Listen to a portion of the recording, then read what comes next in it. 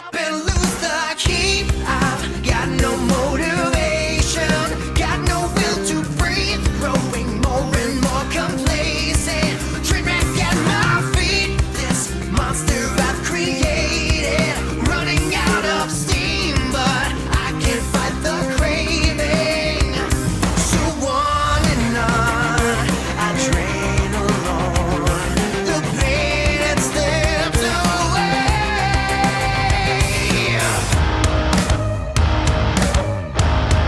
I did it to myself. I did it to myself.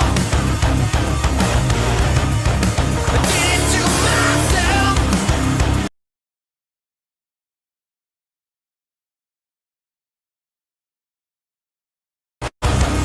I did it to myself. I did it to myself.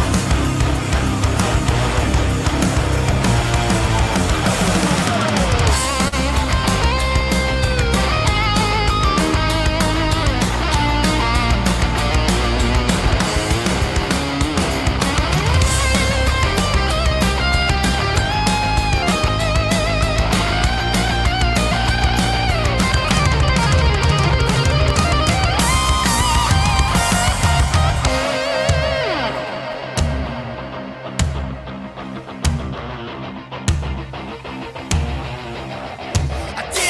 myself.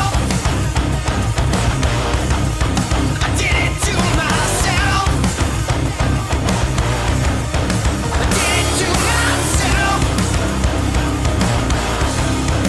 did it to myself.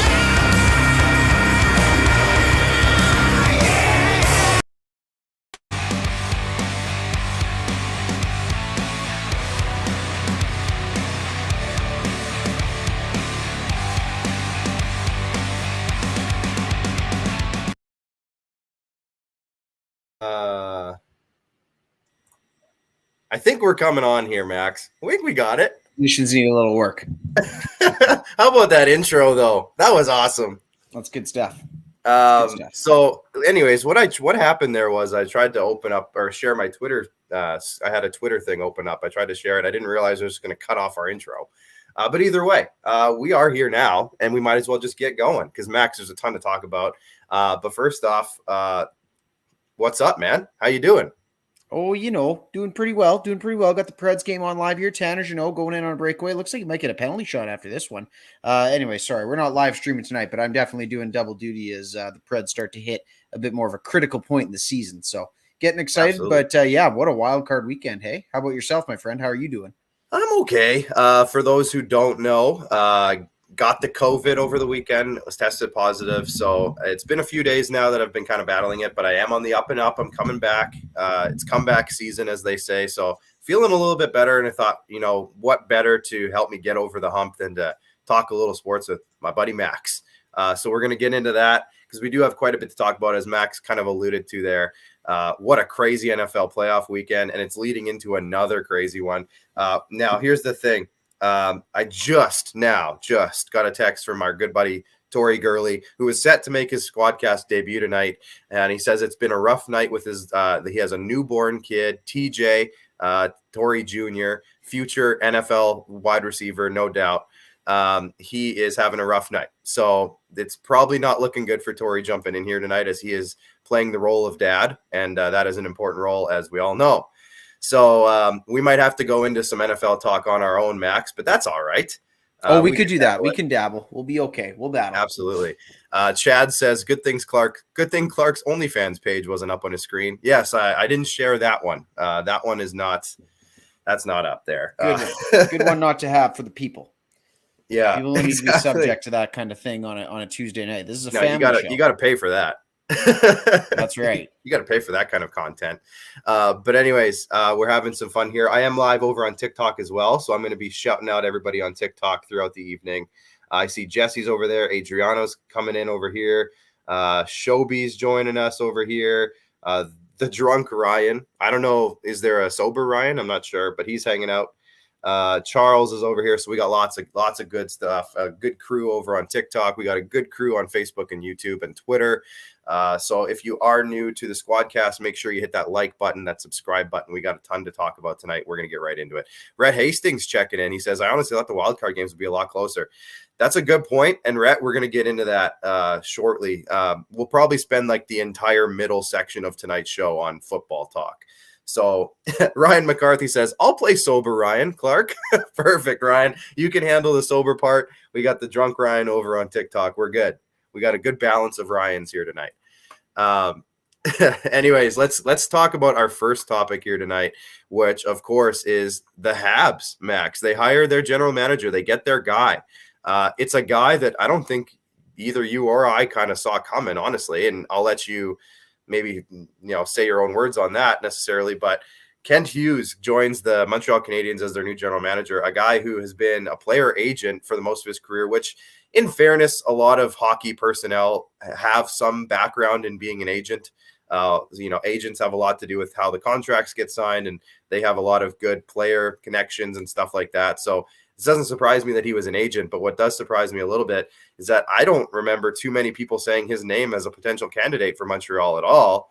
It was the Danny Brières. It was the Roberto Luongo's name popped up, I saw. It was Matthew Darche from down in Tampa Bay. So I don't know, Max, was this surprising to you at all? It was Ken Hughes of all people?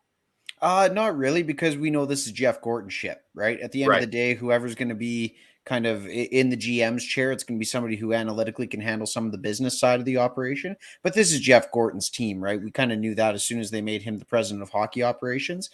They were just looking for somebody to be the face, the one that can go out and I guess take accountability for when things are going a little bit rough, which might be a commonplace practice as Phil Tomasino buries against the Vancouver Canucks. But anyways, no, you know what? Kent Hughes, at the end of the day, he's obviously got a background in the business, right? I mean, it's going to be interesting to see how the agent maybe flips chairs, because this is a complete 180 for him. Usually he's negotiating on behalf of players. Now he has to negotiate with his players on the Montreal Canadiens. And I certainly don't think there's a ton of tough decisions to make, maybe in his first year on the job. But with that being said, obviously Montreal is going to need a turnaround in a bad way. But make no mistake about it, this is still Jeff Gorton's operation. That's who they brought in to kind of be the puppet master of everything going on when it comes to the hockey operations of the Montreal Canadiens. But yeah, when it comes to Kent Hughes, at the end of the day, it's going to be somebody that, again, analytically can do the business side of the work. I guess I am a little bit more surprised that it isn't somebody with maybe more of that background of the Danny Briere type, the Matthew Darche. But maybe this is a good thing for the Montreal Canadiens. We talked about it, how it kind of got stale and then maybe kind of closing off some doors when they choose to only hire French-speaking individuals for certain positions. Did they say, does Kent Hughes have a background in terms of, I guess, his linguistics? He can speak French? He's from Montreal suburb area. Okay, so gotcha. So he can speak the language anyways. Yeah, literally speak the language. Yeah, he's from Quebec, which is good. And he has represented lots of French players. Like, I think two of his main players that he represents are Patrice Bergeron and Chris Letang. Gotcha. So I'm pretty sure he has a very strong French background. So although his name isn't necessarily the most French name you'll ever hear, I think he'll have that handled quite well. Which is good, because that's what you said, right? It's the thing that they kind of always have to have a voice, a francophone voice in the front office. And you know what? I've kind of come, I want to say I've come like 180 on this. A couple years ago, I thought it was ridiculous that they had to have a francophone voice in there. And I was like, come on, like, why does it matter so much? But I've seen some things and I've heard some things from people from Quebec, and I'm coming around to it. I get it a little bit more now. I understand that, they feel the need to be represented in that organization. And I feel I've come a long way in terms of my understanding of that situation. It used to be, like I said, it just be the best guy should get the job. And I think Montreal too has come a long way on the ice from having, very much needing a lot of French Canadian players or French in general players to a little bit less of that now. But at the same time, I've seen some videos when Philippe Deneau was on the team last year, just how much that meant to the local fan base, having that French Canadian guy as kind of a guy you look up to and kind of idolize to an extent. So I get it. And I understand that they need that French connection there, and I think this is a good move. The one thing that I want to know from you, Max, and maybe we'll have a little back and forth here is this going to open up the doors for them to make some moves now in Montreal, because they aren't getting any better. They keep losing games on the ice, and they do have some pieces that I think could fetch them some good future assets. And I'm talking about, Ben Sherratt's name has been out there a lot. Tyler Toffoli's name has been popped around quite a bit. Mike Hoffman is a guy that could be moved for the right price, I'm sure, even though they just signed him for a couple of years. But there's some pieces on that team, and I've seen a few Montreal fans actually over on TikTok. Shout out to amateur analyst, my boy Zach over on TikTok. He's like, okay, so now are we going to see moves happen? Because there's no hope. It's not like Montreal has a whole lot to fight for this season. So is now going to be the time that they've named a GM? Is it going to start happening a little bit before the trade deadline? Do you think that's going to be the case, or are they going to kind of sit tight and just kind of see how the season plays out here? They're definitely going to make moves. I think the obviously it's a very short list of names that are safe in Montreal. I think unless your last name is Caulfield, Price, or Suzuki, I think you're potentially on the block, right? Obviously, this isn't the season that Montreal fans were expecting after going to the Stanley Cup Finals. Although, again, I think a lot of people now can see what the narrative was, is they wrote a hot goaltender on the way to the Stanley Cup Final. It certainly wasn't the strength of the team as it was. But again, we go back to the fact that they did turn over half of that team, right? There is no Eric Stahl there anymore. There is no Shea Weber. There's a lot of voices that are missing from that Stanley Cup championship. Philip Deneau too. I just mentioned him. Like, he was such a huge part of that team, and how I was getting there. Sorry.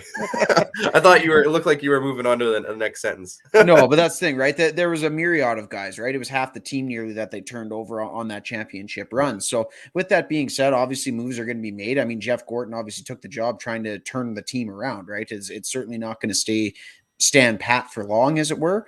But with that being said, you don't rush these types of things, right? This is where Gorton has had kind of his inception period to really learn the inside out of the organization, what type of, relationship he's going to have with owner Jeff Molson. This has really been that feeling out period in a year where, again, it's not what Montreal fans were expecting coming off of a Stanley Cup, run. Or at least Stanley Cup Finals appearance. I always don't want to mince my words there. They certainly didn't win it. Let's just say that. As Nikita Kucherov famously said in his post-game press conference when they won their one game in Montreal and they acted like they'd won the thing. But regardless, I mean, it's a piece of business. You need a general manager to kind of be the voice of the team anyways. You need a president of hockey operations with the experience level that Jeff Gorton has. And again, I keep saying this again, Montreal fans, make no mistake about who's going to be making the moves. It might be Mr. Hughes announcing them, but it's a lot of the work behind the scenes is going to be done by Jeff Gorton. So absolutely, I agree. There's so much to break down when it comes to Montreal. We could do an entire show on the Montreal Canadiens this year, but I think you nailed a lot of it. So we got a couple comments here to kind of supplement that. John over on TikTok says Montreal has too many big contracts to move, making it harder to move players because they just have so many that they could probably move. They have no cap space is what he's trying to say. Barry says, I think they're going to sit tight and wait for next season. So more off-season moves, Barry suggests. I'm feeling pretty good. I got some people asking how I'm doing because I did put out a video today over on TikTok explaining my health situation. I'm feeling better. So we're getting there. Myron's checking in on Facebook. If you are watching it on Facebook, please drop a like. Please hit that share button. It means a lot, and it really helps us. So if you are watching on Facebook specifically, hit the like button, hit the share button, and let's fill up those comments. We want to see your comments. If you're watching on YouTube as well, fill up the comments and hit that like button as well over there. But Myron did say, I wish Max's dislike for Montreal was as vehement as his dislike for the Leafs. Now, Max, vehement was our buzzword a few shows ago, and we kind of didn't really say it too much. But Myron hasn't forgotten, and he still wants to use the word vehement or vehement, depending on how you pronounce it. I see the like buttons going up on Facebook. Thank you for that. Perfect. You guys are nailing it. Next topic of discussion, Max, as we move on, and I know Max has got his eyes on the Nashville Predators and the Vancouver Canucks, but we have to talk about the Edmonton Oilers because it's too much not to talk about. I was talking to our boy, mutual friend Max, Josh Egan, Josh of Offside Hockey Talk, and he said, yeah, we had the Oilers for a short 15-minute segment scheduled for our show last week, and it went for 57 minutes. So another one of those teams. I'm pretty sure if you just said any team in Canada, go, Canadians could probably spend a good 45 minutes on every team. But Edmonton will try to wrap it up because basically it was highlighted, and I'll let you talk for a bit so I can try to find this clip, Max. It was highlighted by the Leon Draisaitl clip that everyone is talking about today.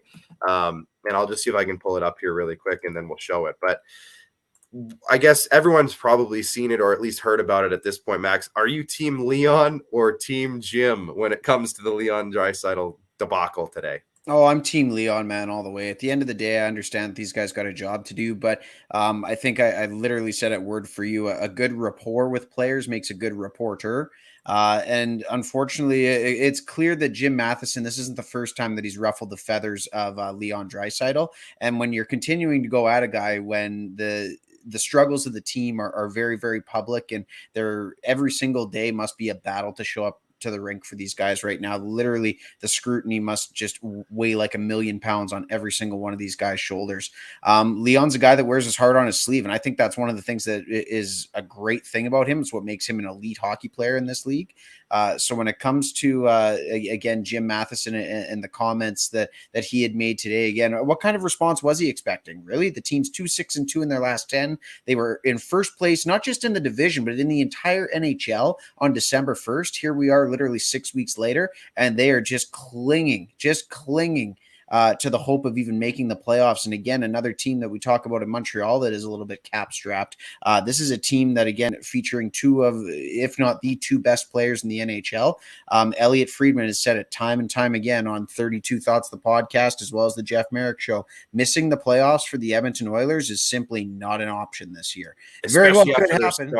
The world's not going to stop if the Edmonton Oilers don't make the playoffs, but it's certainly going to feel like it's going to in Edmonton. Especially after that start. You got to be better. You got to do better. But again, we look at this team, though, right? They are flawed fundamentally. We talked about it. The goaltending wasn't going to hold up. Look at that. Mike Smith back in, again, as Jeff Merrick says, the hospital bracelet tour, this time with a thumb injury. So who knows how long he's out. Mikko Koskinen is simply not going to be the guy. And with a 3-1 lead against Ottawa, Stuart Skinner proved that he might possibly not be the guy as he now heads to the COVID list. This team just continues to be battered by adversity after adversity. I don't know, man. They're going to be a very interesting team to watch come the trade deadline, because Ken Holland's going to have to get creative for them to even have a chance of making the playoffs. Because we talk about the Pacific Division as a whole, there's some teams that are surprising. Anaheim's in it. San Jose has all of a sudden climbed in it after their disastrous season last year.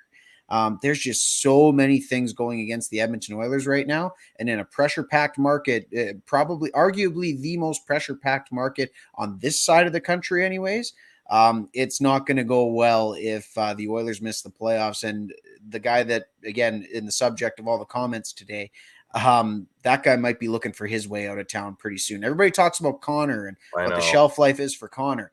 Leon Draisaitl is a pretty elite player too, and they're going to have to find a creative solution to either get as many assets as you possibly can for that man, or look at him potentially eroding some of his trade value and requesting a trade in the offseason. Because I guarantee you, based on his level of tolerance right now with members of the media as well as his teammates, that he's holding up his end of the bargain. It's certainly not on Leon Draisaitl as to why the struggles are so, I guess, exponentially high right now. But man, oh man, this team's got to figure it out, and they got to figure it out quick.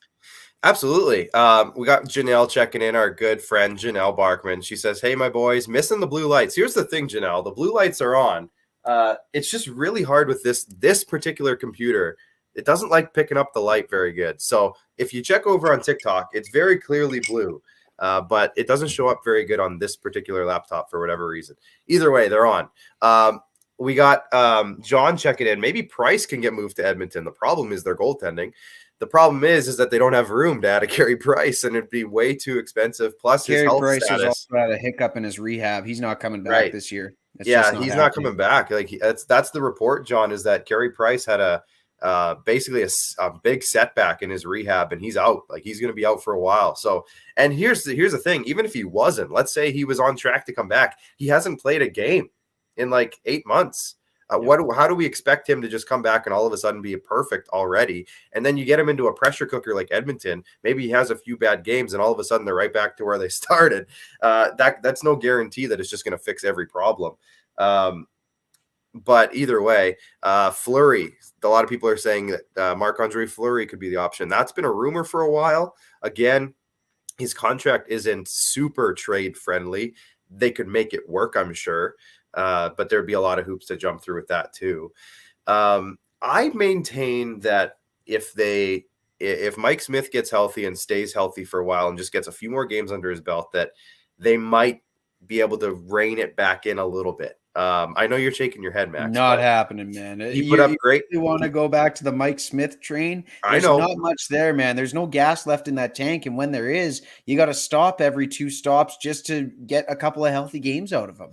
It's just not there. It's unfortunately the option that they have kind of, I guess, hitched their wagon to. Yeah. But again, that was and they gave him a multi-year deal too. I know. Like this team just seemingly cannot get out of their own way, especially when it comes to identifying what their core needs are, especially in the offseason, and really going out and attacking them in a pragmatic way, right? This is where, again, Ken Holland tied his own hands here with the whole Mike Smith thing. This is just entirely on their own doing, and it's not going to get a lot better, I don't think, if he's the guy between the pipes, unfortunately. Mike Smith, great career.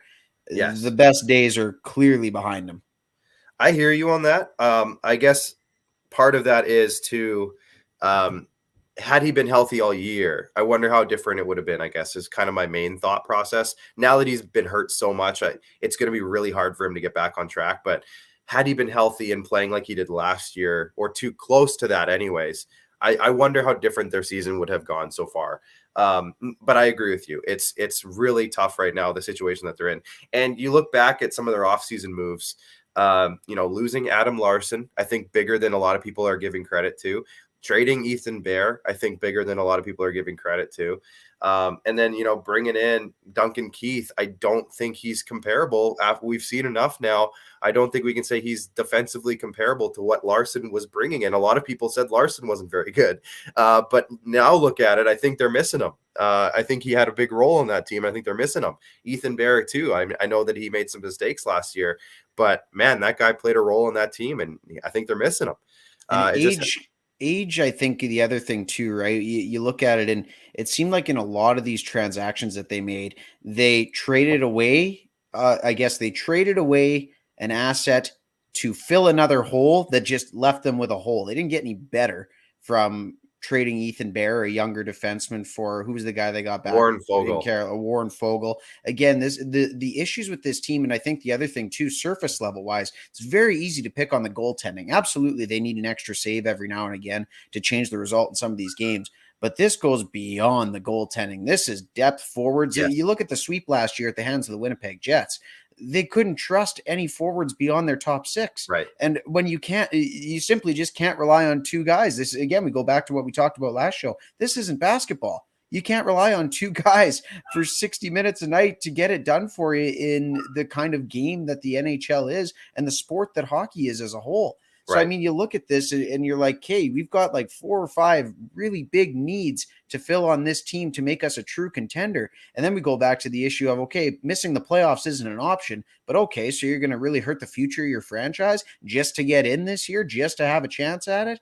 Again, I don't think that pragmatically makes a lot of sense either. I think the Oilers are really stuck between a rock and a hard place. It's been the same rock and a hard place that they've been in for multiple seasons now. It's just, when does it end with them? I understand the thought process behind the Ethan Bear, Warren Fogle trade. I get it, because they had, Evan Bouchard. Well, I still do. They have him. They have Philip Broberg. They have Dmitry Samorukov. So, they have some young defensemen in Edmonton.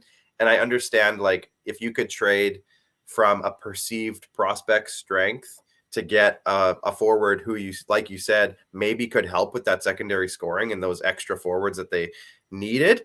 I get it. I don't know. I mean, hindsight's 20/20 on that one, I think. Red Hastings agrees with you though, Max. Aaron Matthews says the Oilers are missing Clefbaum, and they haven't had Clefbaum in a while. So they didn't have him last year really either. So I think that's a huge point too. They just don't have everyone they should have at full health, and it's hurting them.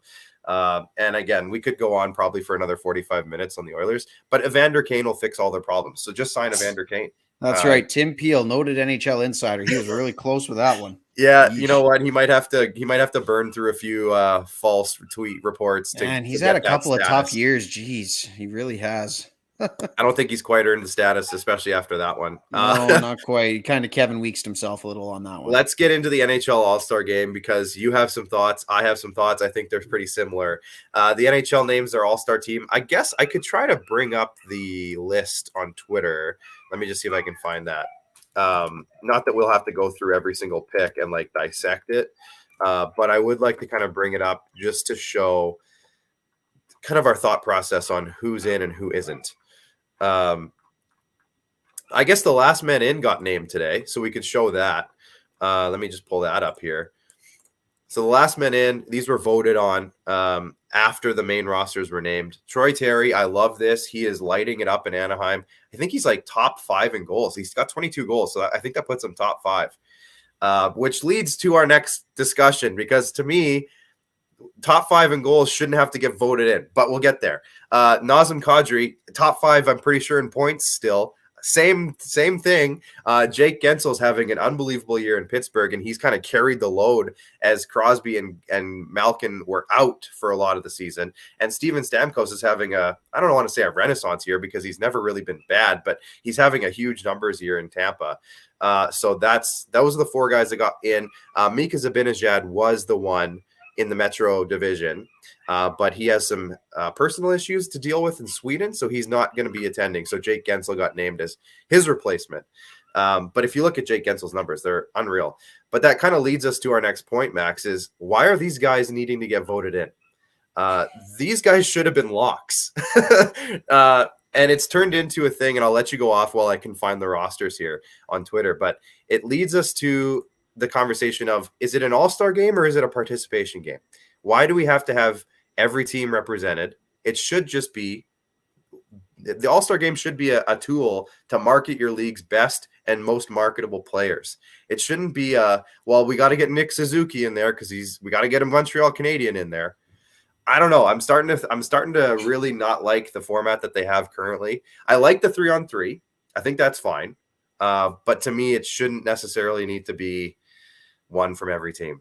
Well, I'll let you go off on this. I'll try and find these rosters. Professional sports as a whole needs an overhaul on these games. And I think instead of trying to reinvent the wheel, they just need to go back to a time that worked. I look at obviously Major League Baseball as being the kind of the shining pillar of what an all-star game really should look like. I am so jacked up for the Midsummer Classic every single season. There's actual stakes to it with the winning, the winning league actually being awarded home field advantage in the World Series. To me, I think that's incredible. I'm not saying you have to do that with every single league, but that's really why, again, I'd be certainly more invested as a player and certainly as a fan when there's actual stakes on the All-Star game. The NHL, though, oh man, it's lost me for the last 3+ years. This whole idea that every single team needs to be represented and this and that, I get that because you want certain markets to tune in, but I mean, regardless, like I'm not tuning in just because UC Saros is going to the game for the Predators when Roman Josi clearly deserves to, if there is one representative. And I'm saying Saros is deserving as well. I don't want to mix my words here, but I'm just saying that the overall system is completely flawed in the way that they determine, as you mentioned too, Nazem Kadri having an absolutely electric season, top 5 in scoring. Why is this guy even on a ballot for a last man in? This is just the name value isn't quite there. I get that. But again, this is just, again, where it becomes a very politicalized system when it comes to who's in, who's out, as you alluded to too with Troy Terry. You could make a case for every single one of those guys why they shouldn't have been in the last man in ballot. And you look at the Central Division, they got one defenseman. It's Cale Makar, who's completely deserving. But again, this is just completely flawed to not have a guy like Roman Josi on this all-star team. And again, I speak to Josi obviously because that's my team. That's my guy. But you can make the case for every single division. There's 2 or 3 guys that are deserving to be there over the teams that are there, right? Look at the list. These are guys that weren't even named to the last man ballot. Sidney Crosby, I get it. He was hurt for some of the year, but he's literally the face of the league. How is he not there?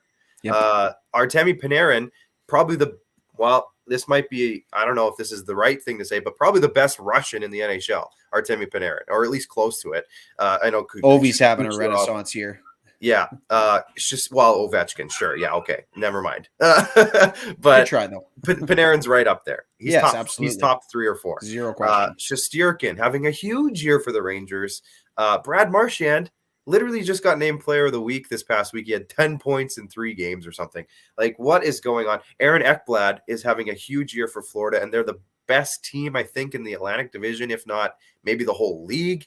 William Nylander's leading the Leafs in points. Morgan Riley's having a great year. Now, I'm okay with him not being on the All-Star team. He's just added in this list. This isn't my list. Matt Duchene having a huge year for the Preds. Roman Josi too, but like, don't forget Duchene, who's having a huge year for the Predators. Tarasenko's having a great year. The list goes on. This isn't even it. There's more guys than on this list, but it just kind of goes to the point of, again, I feel like we're past the point of every team needing representation. And I don't know if this is just Gary Bettman's, attitude of trying to grow the game in every market. Okay.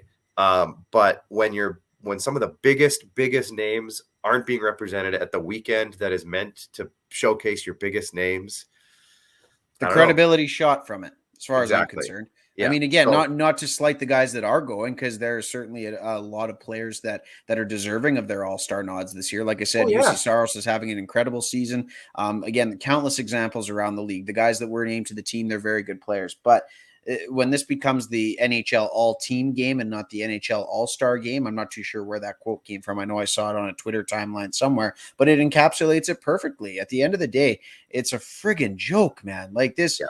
As much as I love this league and I want it to be in the forefront of my mind every single day, every single waking minute, stuff like this, it just, again, the credibility of the league as a whole takes a bit of a hit when this is how you structure your all-star showcase event. It really does.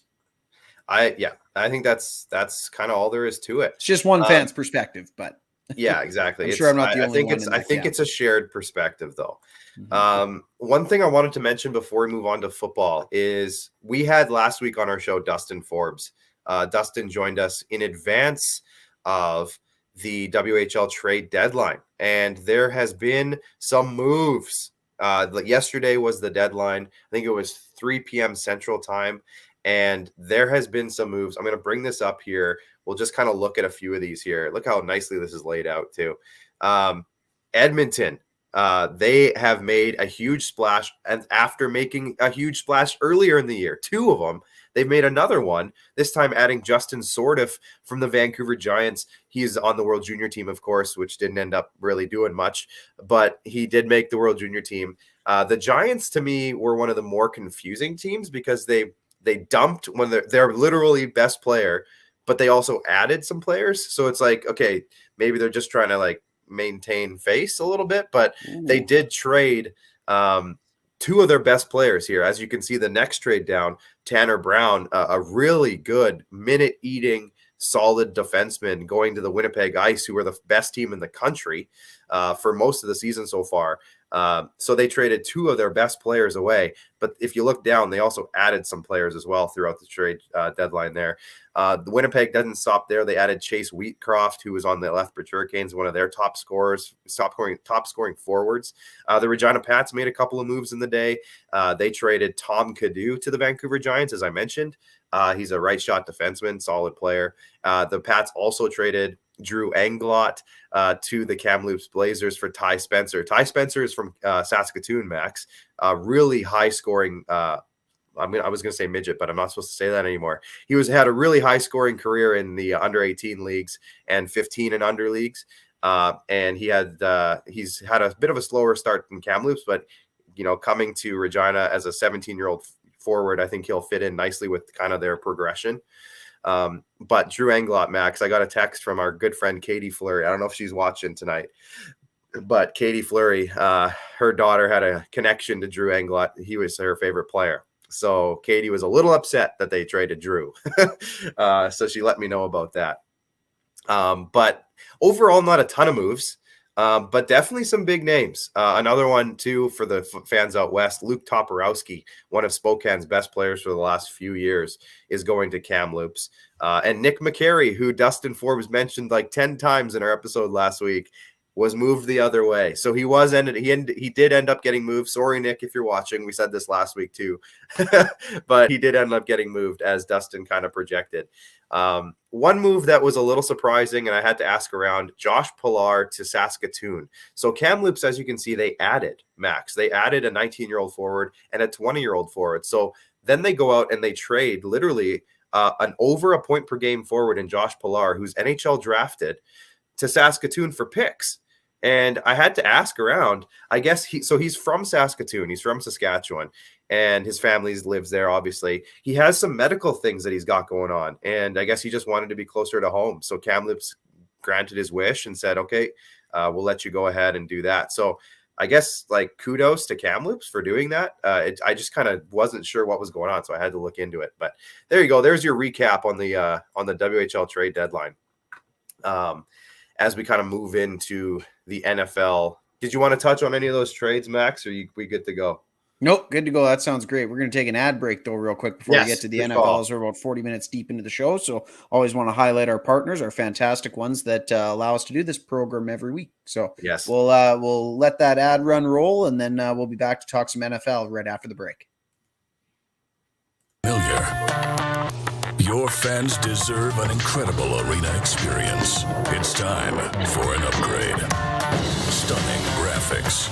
Revenue opportunities are just the beginning with our in-venue display systems and scoring technology. Let us help you find the best solution for your facility. EDG, always delivering the best fan experience. Here's how your business can be a part of Canada's fastest growing sports talk show.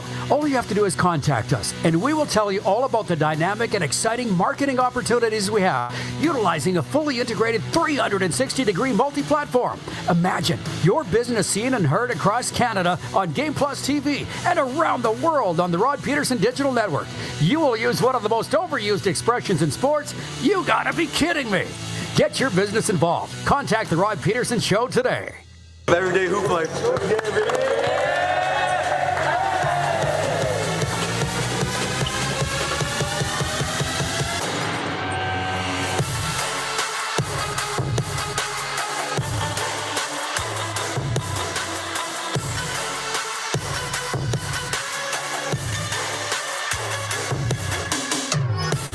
Is it time to take your event online? Bring it to IKS Live. We've got a fully customized virtual event platform with remote guest support for your next fundraiser, talk show, conference, performance, and more. IKS Live offers live streaming to Facebook Live and YouTube and pre-recorded capabilities, both in our studio with green screen available and on location with pre-production and post-production services. IKS Live, the proud producer of The Rod Peterson Show and The Recovery Hour. Visit us at ikslive.ca.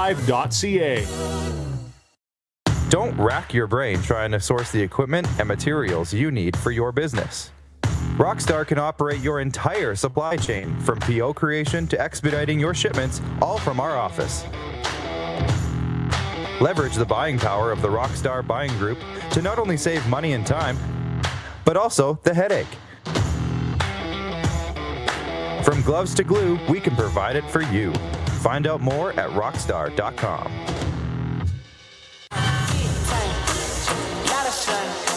Smoky in the air, that's a lot of fun. Big time, big time, big time, big time.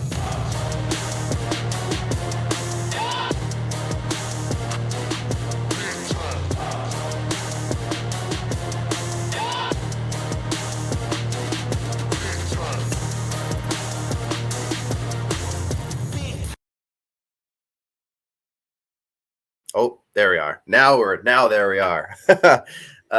Perfect. Okay, so Max, we're going to jump into the NFL wildcard weekend here, and I'm going to get your thoughts on this because, as I kind of mentioned earlier in the show, this weekend was a bit rough in my household, so I didn't get a ton of television watching time necessarily.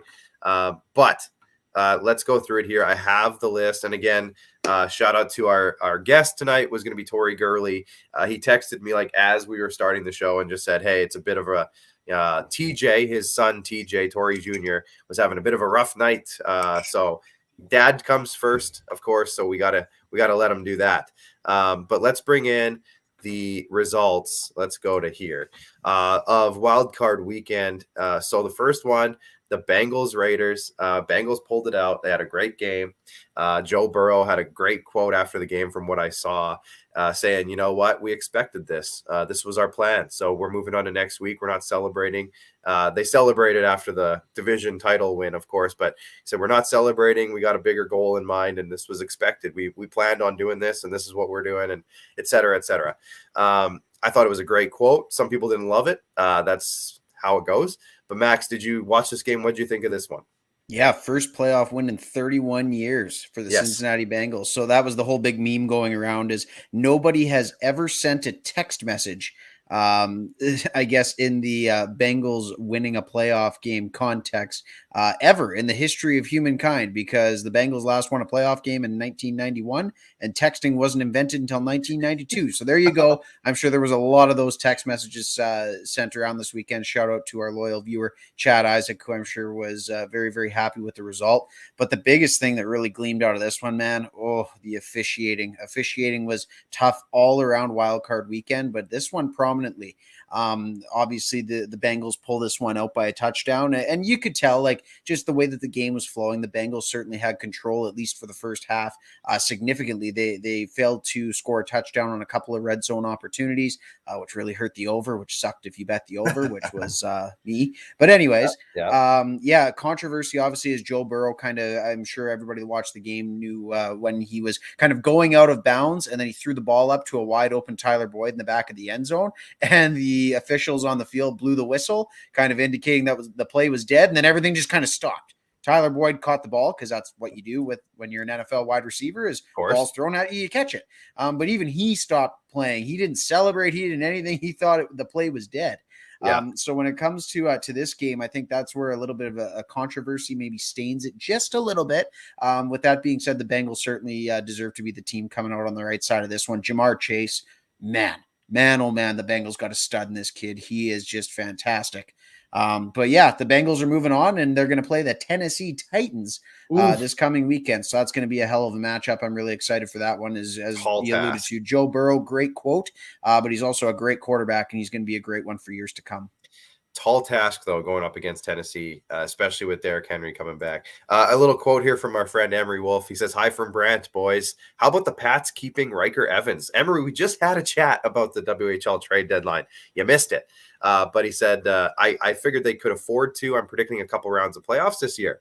I should get back to work. Now, Emery is probably literally camera operating during a Pats game right now. So, Emery, hell of a multitasker. What are you doing? But yeah, no, we did just have a chat about the WHL trade deadline, and it was an interesting one for sure. But let's move on. This one, I think, surprised a lot of people. The Bills Patriots. Let me just center this up on the screen a little bit better. There we go.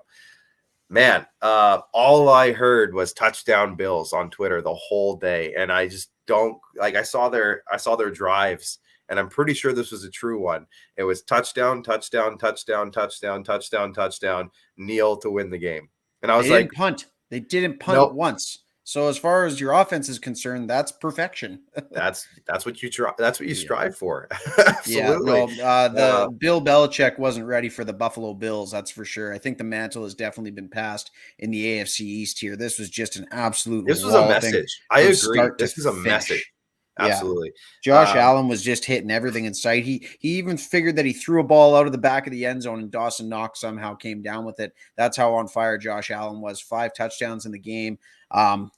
Man, this was just a beat down from start to finish. So if you're a Patriots fan, that's awesome that you got in. I honestly backed the Patriots. I thought that they were going to have a really good chance of going in on the road. You picked them in our squad select. I legitimately picked them too. So that's on me. Fool me once, shame on me. Fool me twice, that isn't going to happen again, or however that quote goes. But yeah, this was just an absolute stomping. So Bills Mafia moving on to the divisional round in arguably what's going to be the game of the week this week, I think, with a matchup with Patrick Mahomes and the Chiefs. Yeah, we'll get to that too. Absolutely. The Tampa Bay Buccaneers beating the Philadelphia Eagles 31-15. I mean, I don't think many people thought it would happen otherwise, especially with Tom Brady's history, experience, and whatever. And Jalen Hurts being the quarterback for Philly. Not that anything wrong with Jalen Hurts, but he's not Tom Brady. And so, anyways, the Bucs kind of have their way. They kind of controlled the game. The Eagles put up a fourth quarter. I'll give them that. They put up 15 points in the fourth. Time. But overall, it was well essentially a shutout, more or less.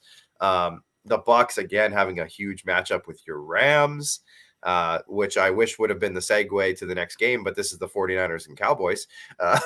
Now, Max, I don't know, did you want to touch on the Dak Prescott quarterback draw at the end of the game for the Cowboys? I mean, essentially the Cowboys had a comeback brewing in the fourth quarter after the 49ers looked real impressive all game long. The Cowboys thought, hey, we might as well try to come back on this, essentially trying to drive the field. Dak Prescott makes a nice throw to kind of get the drive going, makes a couple of passes to get them close to midfield. And then they had a chance to, bomb it or try to go for the end zone.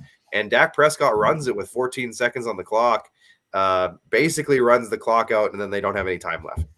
Don't hate the play call, hate the execution. Ultimately, he's got to slide up a few yards earlier and give himself a little bit of time. But this is on the Cowboys, right? I mean, at the end of the day, when it comes down to being that much of a nail-biting situation, when you got no timeouts left, you're relying on that kind of play call to get you back, even just in the chance to have a shot at the end zone. 14 penalties. I know that the reffing was okay. It is what it is, but there were two teams out there. San Francisco had their fair share of penalties too. It just is what it is. But this is the Dallas Cowboys. They beat one team over 500 all year long. This was easily, when you picked this one in Squad Select, I was very happy about this. This is kind of what I expected to happen, is the San Francisco 49ers have kind of had to battle some adversity all year long.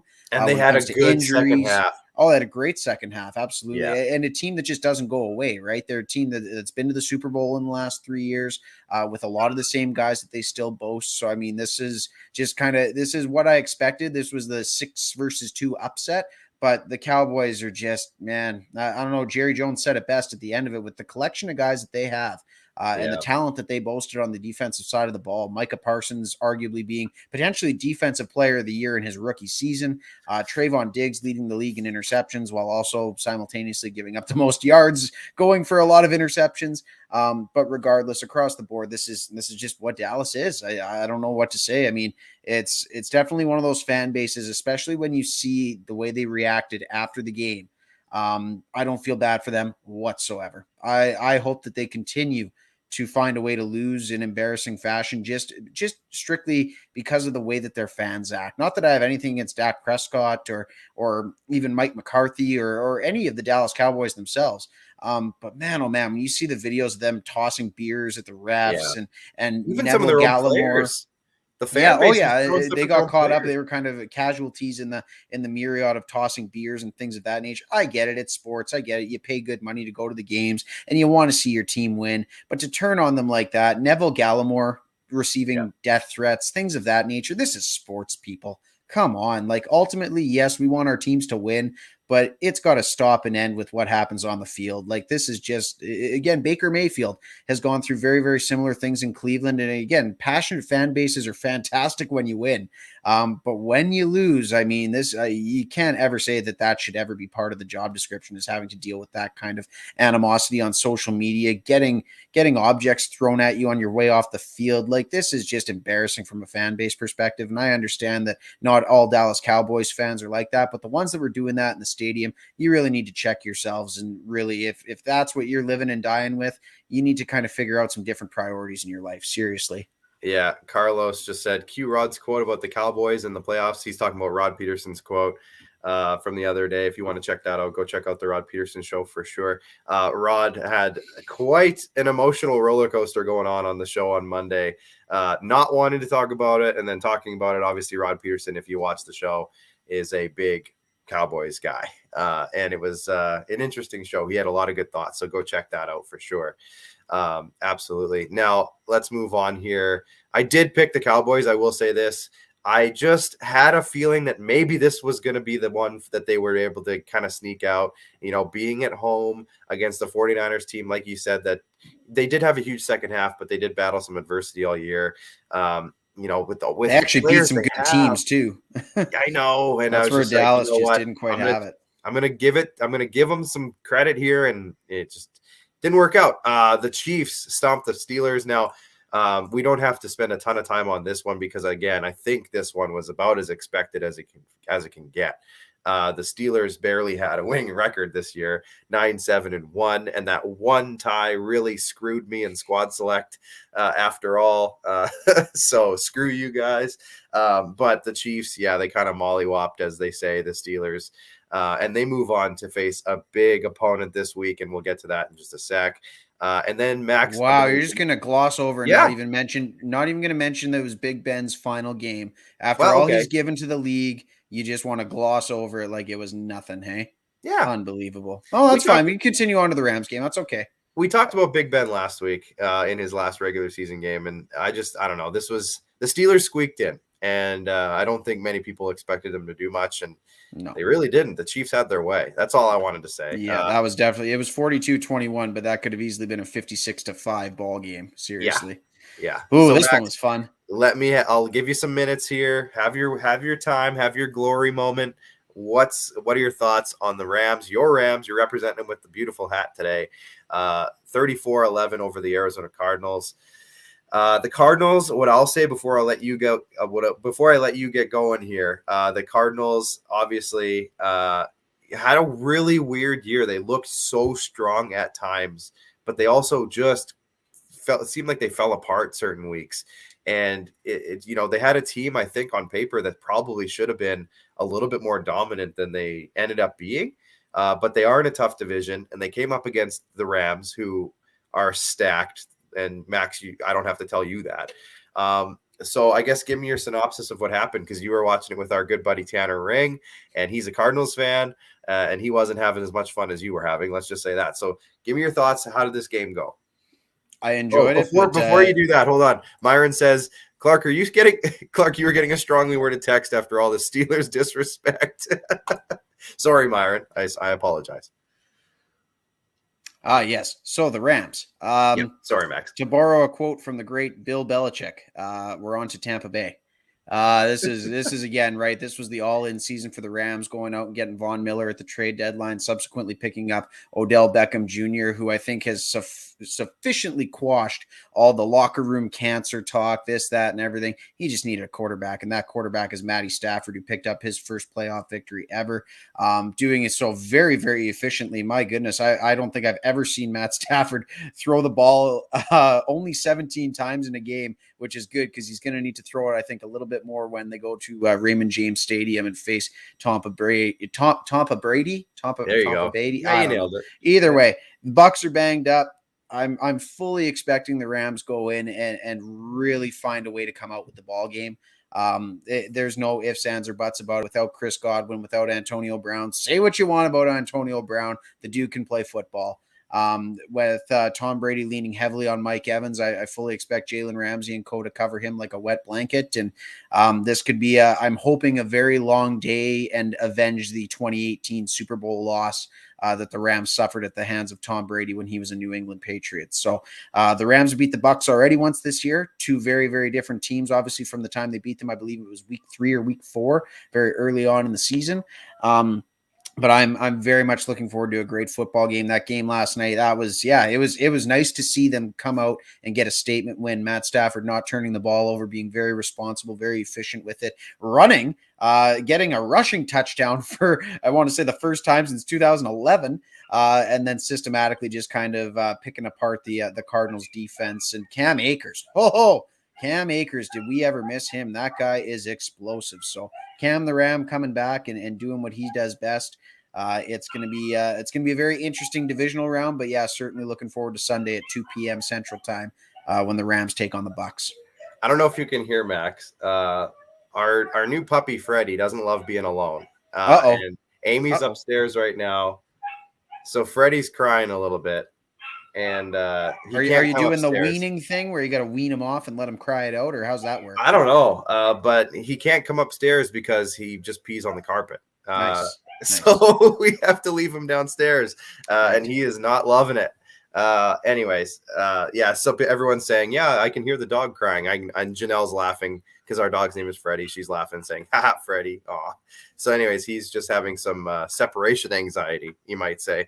Amy is just simply upstairs with my daughter, Emma, but he is not having it. Anyways, we got Chris Untereiner coming up from our partners over at RBI Baseball. He is logged in and ready to go. So, Max, we're going to get to him shortly. But let's look at this weekend's matchups as we get into the divisional round of the NFL playoffs. So, as we mentioned earlier, the Bengals will be facing the Titans. The Titans getting that first overall seed in the AFC. So, they're going to be facing the Central. Is it the Central? No, AFC North division winning Bengals. Again, we talked about this. The Titans had a really strong season, well coached, got a lot of balance in terms of their team. So it should be interesting. The Titans necessarily, they had a really good year, Max, but I wouldn't say that they showed signs of pure dominance a whole lot throughout the year. They had some really good games, but obviously getting Derrick Henry back is going to make a huge difference. Well, they also boasted an NFL record, 88 different players en route to still Right. winning a conference. So I'd say they faced their adversity. They've earned my respect. They did all right. Obviously having the bye week to get Derrick Henry back and getting him going, that's about as big of a trade deadline acquisition as you can pick up from the time he went down to the time he's coming back. He will definitely be welcome in Tennessee Titans fans' thoughts as they try to dismantle Joe Burrow and the Bengals. Yeah, so exactly. So can the magic of Joe Burrow overcome the strength of the Titans? We'll see. We shall see. We'll see. The Packers take on the 49ers. Can the 49ers magic keep going against another team, again, who held the NFC title for top team in the NFC, the Green Bay Packers? Aaron Rodgers getting a week off, getting some players healthy, feeling better. The 49ers are coming into Green Bay, so the weather is going to be something. It's going to be a factor. And what do you give? Any chance at all, Max? Is there a 1 in a million Definitely a chance. I've watched enough of the San Francisco 49ers to think there's going to be a chance. But with that being said, though, Jimmy Garoppolo, we saw him nearly give that game away against Dallas on Sunday, even despite all the penalties and this and that and everything else. If he makes any mistakes against this is about as healthy as we've seen the Green Bay Packers. I think they're getting Jair Alexander back. They're getting a couple of names back that are huge to their defense. And that could boast some problems for Jimmy Garoppolo, who's got a bit of an ailment on his thumb. The cold weather, I don't think is gonna do well for Jimmy. The California nice temperature used to playing quarterback. It's I don't think it's gonna go the 49ers way, but I fully expect them to keep it a game anyways, for sure. Yeah, I hope so. We move on. You already kind of gave us the preview of this matchup, the Rams at the Bucs. Rams by a million, baby. Let's go. Rams by a million. Okay, sounds good. No, it won't be that, but I'm 30-24. 30-24 Okay. Rams. So you think the Rams can dethrone Mr. Tom? Oh, without Chris Godwin and Brown, absolutely. And their defense is battered up a little bit too. So, I mean, this is one of those ones where everybody's a little bit hurt this time of year. The Rams are missing some names too. But, man, if Matty Stafford can replicate what he did against the Cardinals, maybe even throw for a few more yards, yeah, I think it's going to be a long day for Tom Brady and co. But he is the GOAT. He just knows how to win. Yeah. So I fully expect him to take a game of it for sure. I feel like I've seen Tom Brady win Super Bowls with a worse receiving core than what is still left in Tampa Bay. But that 30-24 is, I'm saying that very conservatively in the sense of it's going to be 30-24, but it's going to be because Tom has a last second chance at a game-winning touchdown where they could very well win at 31-30. But take the over in that one. And then the Bills and Chiefs. I think we all could probably agree. Well, I guess, Rams and Bucs is a big game, but Bills and Chiefs they're all big this time of year. Yeah. Bills Chiefs feels like kind of a game of the week kind of game. Yeah. But this one should be interesting. It's going to be in Kansas City. Josh Allen, Patrick Mahomes. Yeah. The present and future of the AFC in terms of quarterbacks. Yeah, it's gonna be a game. It's going to be a game. Yes. Now the problem is that can Buffalo bring the type of game that you need to beat the Chiefs? Because I know that they had some issues throughout the season winning different ways. They were able to win certain ways, but then when they needed to win another way, whether it be the run game or whether it be, with their defense or whatever, sometimes they struggled a little bit to win games in different ways. Can they bring the type of game that they need to beat the Chiefs, or are the Chiefs just going to be able to just, pick them apart? So we'll have to see. But that kind of brings us to the end of the NFL playoff talk. Max, do you have to get going, or do you want to stick around for Chris? You know what? Unfortunately, I do have to get going. There's this little thing called homework that I didn't quite get to today. Being a student, I hear that's an important part of the formula in terms of having success is to actually do the homework. So I'll have to let you guys chat it out. Hopefully, there's some good things said. I know there will be with Chris Untereiner. There always is. Yeah, you guys handle the baseball talk, and I'll hopefully have some more things to say. Hopefully, as we get a little bit closer to a resolution between the players and the owners. Please. So. Well, yes. Like I said, I look forward to hearing Chris's thoughts on that and the recap. All right. Sounds good, Max. Well, we'll let you go and have a good night, buddy. Absolutely. Take care, gentlemen. Have a great evening. All right. That brings us to, from RBI Baseball here in Regina, baseball and softball, I must say, Chris Untereiner. Chris, welcome to the show, my good man. How is it going with you? Good. I'm hoping I got this all hooked up correctly. It looks fine to me. I can see you and hear you, so that's step 1 and 2. Yeah, I forgot to set up my light ring. I think you're using yours. I'm not using mine today.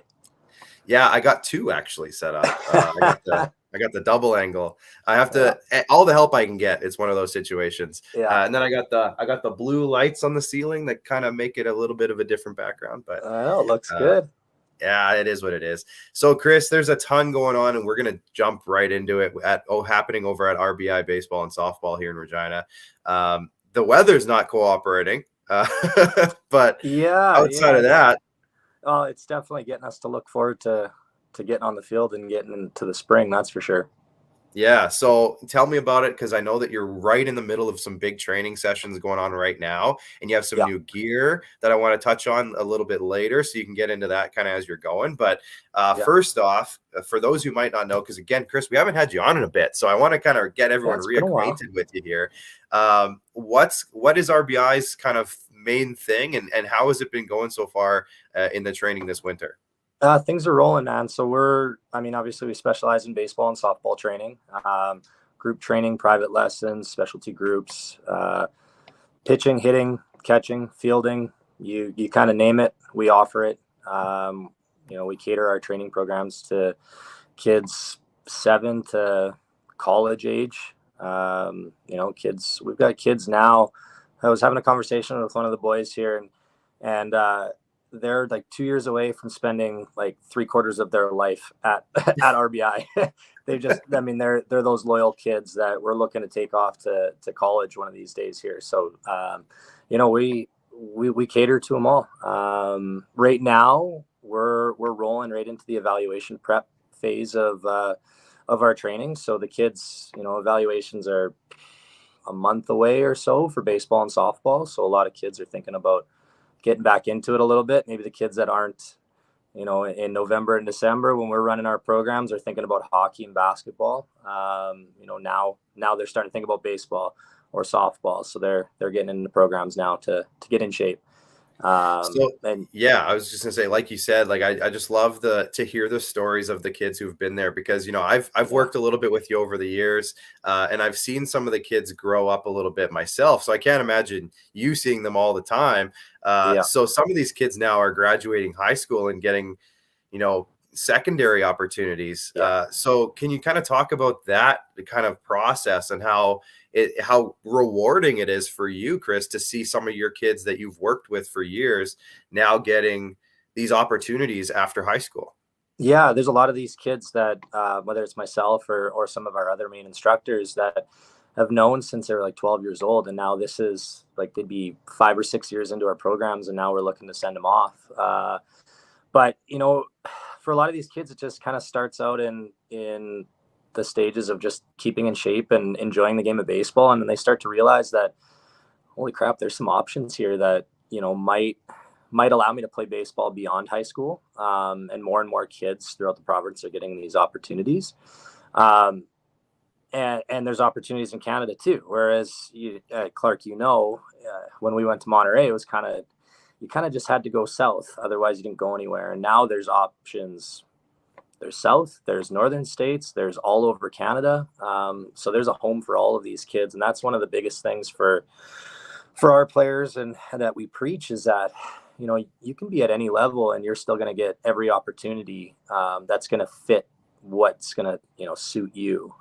You know, you might not be the top 1%, but I guarantee if you put the work in that, you know, you do in the classroom and you do on the turf and you do in the weight room, that we're going to find somewhere that a coach is going to love to have you on their program. And you get to play a little bit of baseball while you're, you know, while you're getting an education. And if there's money involved, bonus, but if not, you're getting life experiences. And, you know, those are the kids we're catering to. It's not just the top 5%. Yeah. And, you know, something I learned real quick when you and I went down to, hold on one second. I got something to show you. Oh boy. Through my closet earlier. And this is it going to be really sweaty? No, I haven't worn it in a while. But there it is. I got the hoodie. That's hoodie from original. MPC. Yeah, this is the OG. Absolutely. I think mine's full of paint right now. Yeah. What is it with all of my Amy stole my shirts. I had a couple of shirts from back in the day. They look exactly the same. And they're just covered in paint. I think she used them in her daycare. Project clothing. Yeah. She used them for her daycare, I think, and let the kids, you know, wear them for painting and stuff. And they're not really wearable anymore. But either way, one thing I learned really quick with this experience of going down there is a lot of kids coming out of high school, you know, maybe they just need to work on a couple of things. Or maybe, you know, there's an undersized kid who's really good, but he just doesn't fit the mold of a Division I school. Or maybe there's a pitcher who's really good, but he just needs to add some velocity and, you know, build up his body a little bit or whatever it is. But there's so many kids that just, if you get in a little bit of an opportunity at a community college or a junior college or an academy somewhere like in Vauxhall, for example, or somewhere like that, and they can work on a few things, maybe it leads to another opportunity down the road. Is that something that you've kind of been preaching to a lot of kids? Yeah, exactly. And I mean, I think the biggest thing that's developing is that you don't even really need to necessarily go elsewhere throughout high school. With having the training facilities that we have and all of the opportunities that they're going to be getting, all the connections that all of our instructors have with coaches throughout the country here in Canada and then throughout the United States is, you know, as long as they're getting their work in on in the classroom is number one, but then on the turf and in the weight room, you know, their numbers are going to play at the next level, and the coaches need to see that. You know, the travel ball experience down in the States is, you know, there's a lot of it, and it's not necessary. What it comes down to is our kids need to be athletes, and they need to play as many sports as they can until it's time to start thinking about you know, that next level. But you look at all of these kids that are going on to the next level now, they are not all just baseball players. They play hockey, even if it's just rec hockey. They play basketball, they play volleyball, and they stay athletic that way. And as long as they, you know, if they have the goal of going on to college, well, of course, their priority is going to be when it's time to think about baseball, it's time to think about baseball. But never are we going to say you can't play anything else. And we're always going to cater to their schedules to make sure that, you know what, if you only get once or twice a week to get your baseball focus in, then let's do it. And softball included too. We're not just talking baseball here too, right? So as long as the kids are staying athletic and the kids are getting the opportunities, which every year there's more and more opportunities available for all skills at all levels, then, you know, we're going to send them somewhere. If they want to do it, we're going to send them there. Absolutely. I got a great question here for you from Uncle Robin up in Prince Albert. He says, how do you add velocity with backspin and slow pitch? My rotation's pretty good. I just need a little extra heat. So what would you recommend, Chris? Is there any workouts you could add for some slow pitch? A little backspin there. A little bit of backspin. I'd say first let's get into the squat rack, and then we'll get the bench press going, and then what are other really heavy lifts that we can? The rotator cuffs. You really got to get the rotator cuffs going with the underhand there. Yeah, exactly. Maybe some shoulder bands. I don't know. Yeah, get something like that in there. There you go, Robin. We'll take care of you, Robin. You just make your way down to RBI, and Chris will take care of you. Yeah, that's right. He's not necessarily in your age demographic, Chris, but I think you can make some exceptions. That's okay. I don't know if there's any age eligibility left in college for him, but never know. We can find somewhere for him. they could add a slow pitch program like that, and then by the end of next year, they're going to have, full ride scholarships for slow pitch. Who knows? That's right. Robin said, "Oh, here we go." He says, "You mean I have to stretch?" Yeah, there you go. Yeah, it depends. Chris, you mentioned to me earlier that you have a new piece of gear that you're pretty excited about. Now, I will say from even just working with you a couple years ago now, it feels like it's been a while, but there was always a lot of cool gear that you guys used, including your hit tracks, which is like a hitting simulator almost. You had those balls with the technology in them that could read things. You had certain, radars and lasers and all these things. Maybe not lasers, but we'll get there. Baseball's getting the lasers. Yeah. But you had a lot of cool stuff. Now you've added something new. Yes. What can you tell us about the new gear that you got there?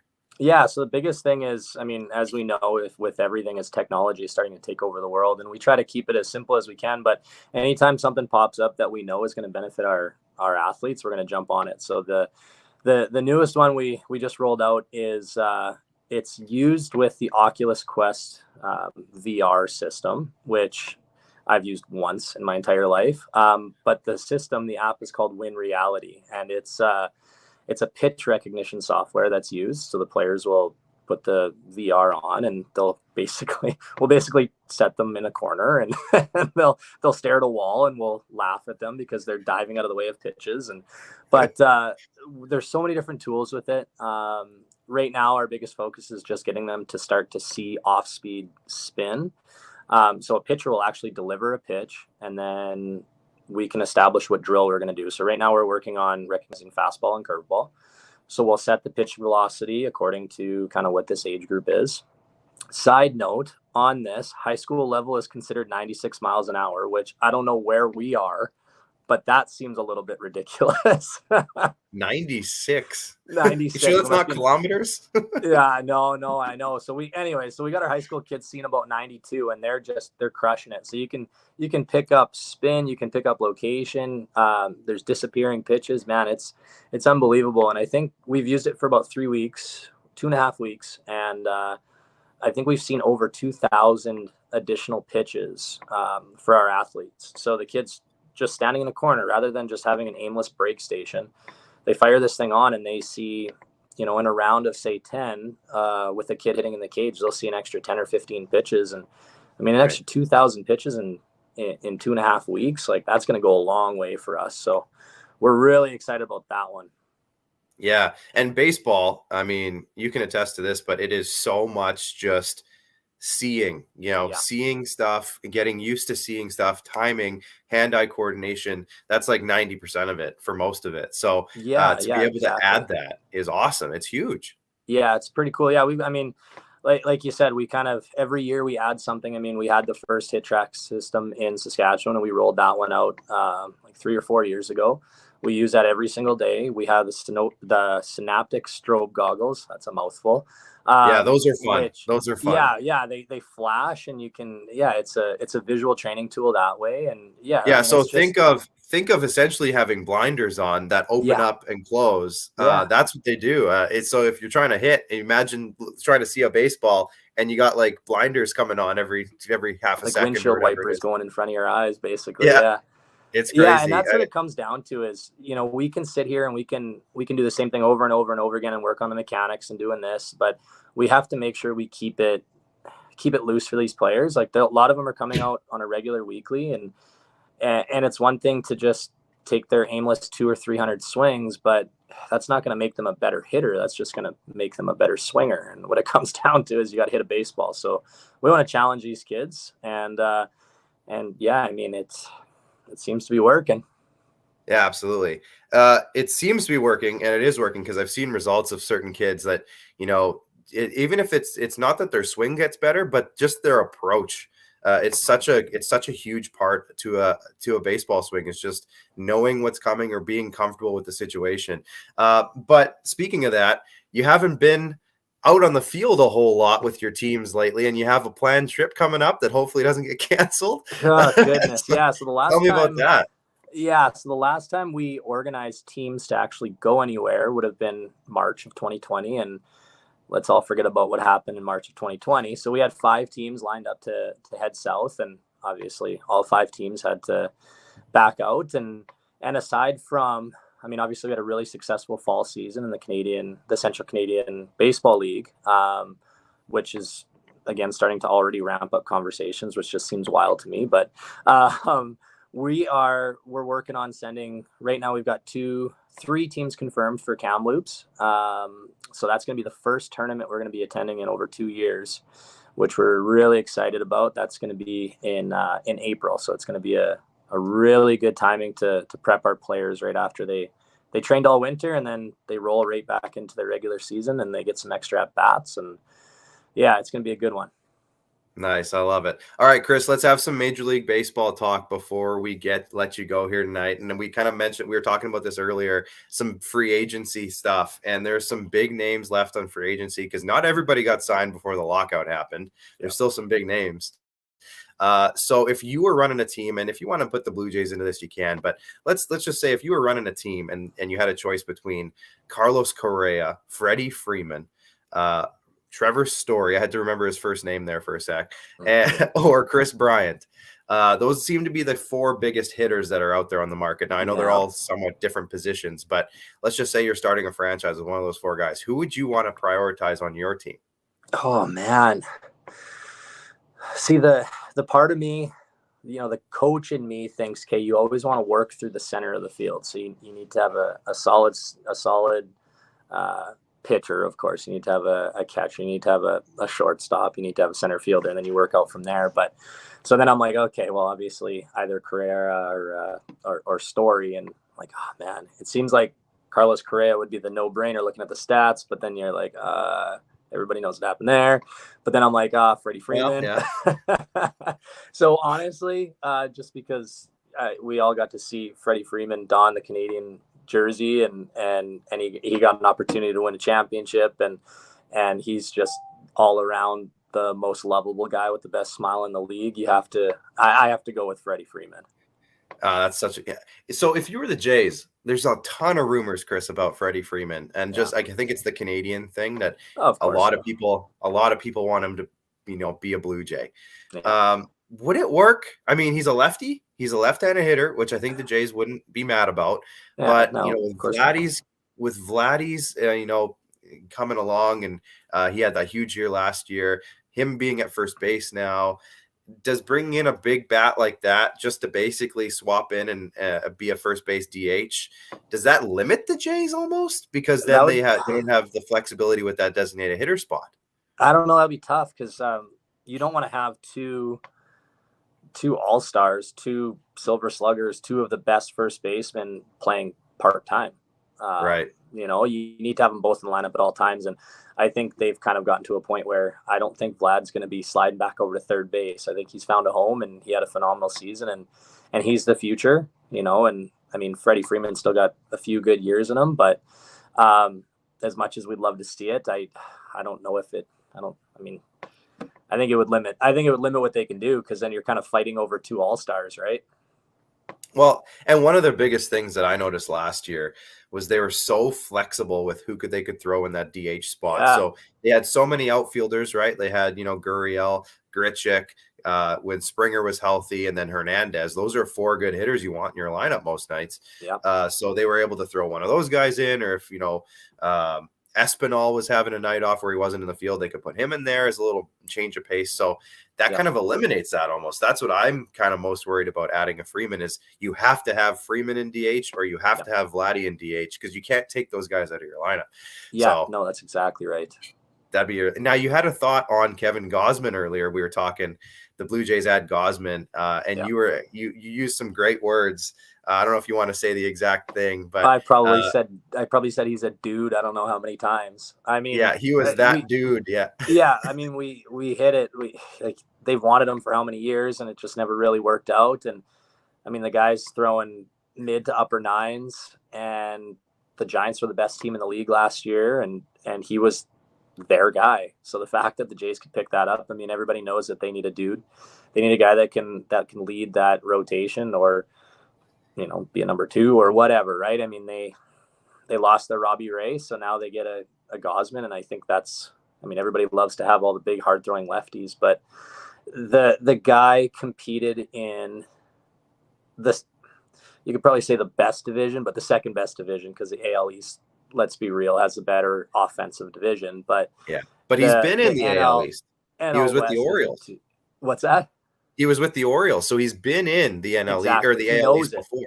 Yeah, he knows it. Yeah, and I mean he competed and he won that many games, and he competed with the Giants against the Dodgers and the Padres, and those teams that were powerhouses too, right? So yeah. He's gonna be a good addition. It's gonna be exciting to watch a staff. Yeah, and him and Jose Barrios are locked up for like 5+ years each. Yeah, it's pretty exciting. Let's go. Chris, I'll let you go, but thanks so much for hanging out tonight, and we'll chat again soon, buddy. Sounds good, man. Thanks for having me. All right. Of course, Chris Untereiner, brought to you by Regina, RBI Baseball, and softball training in Regina here. Great partners of the SquadCast. Make sure you check them out. Facebook, Instagram, their website. Check them all out. And, if you have a kid in need of some training, there's your guy right there, Chris Untereiner. I'm going to let you guys go. Thanks so much for hanging out on another Tuesday for episode 66, the Mario Lemieux episode of the SquadCast. And we will be back again next week, obviously with more NFL news. We'll touch base on all of the NHL stuff that happens over the next week, because there's bound to be some stuff that goes on. Thanks so much for hanging out tonight. I want to give a shout out to everybody who watched on Facebook, YouTube, Twitter, TikTok. I see my buddy James is checking in over on TikTok. Jesse's here. We got some awesome people hanging out everywhere tonight. But Robin Wildy, Sheridan, of course, all the people who watched over on Facebook. Robin says, what do the Jays do at third base? Well, Chris kind of touched on that right there. It doesn't look like Vladdy's going to slide over. So, there are options. There's plenty of options. You could sign a shortstop and move him to third. So there's a ton of options out there. I think they'll get creative. But at the same time, we've been talking a lot with our boy Craig Ballard, who we'll have to get on soon. But Santiago Espinal, he's good. He is really good, and he'd be fun to watch at third base full time. But I think they'll have some options. So either way, I'm going to let you guys go on the SquadCast, and thank you so much for hanging out tonight for episode 66. We'll see you next week.